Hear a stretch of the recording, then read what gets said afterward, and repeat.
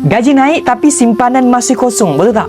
Bila gaji naik ni, kebanyakan orang dia rasa macam lega. Rasa usaha yang selama ini dihargai dan kehidupan akan menjadi lebih selesa. Namun selepas beberapa bulan keadaan masih sama. Gaji sudah bertambah tetapi simpanan tetap tidak ada. Yang berubah hanyalah komitmen bulanan yang semakin meningkat setiap hari. Mentor saya, Tuan Muhammad Zulkifli Syafiq selalu pesan, kenaikan gaji sepatutnya menjadikan kita lebih kaya, bukannya menambah beban kewangan. Kesilapan yang sering berlaku ialah apabila gaji meningkat, gaya hidup turut meningkat. Ada yang menukar kereta, membeli telefon baru atau menambah hutang. Akhirnya duit tetap habis setiap bulan dan jumlah simpanan langsung tak bertambah. Sebab itu, setiap kali menerima kenaikan gaji, jangan terburu-buru menambah komitmen baru.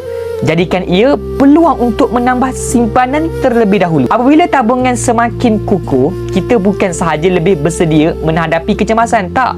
Malah sedia kita sedang membina asas kewangan yang lebih stabil untuk masa hadapan. Jadi bagi anda yang ingin mula menyimpan emas bersama Public Gold, anda boleh bermula serendah 100 sahaja melalui akaun Gap Public Gold.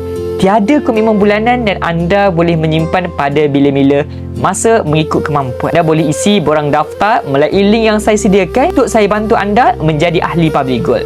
Saya juga akan kongsikan cara dan strategi simpanan emas yang sesuai dengan matlamat kewangan anda.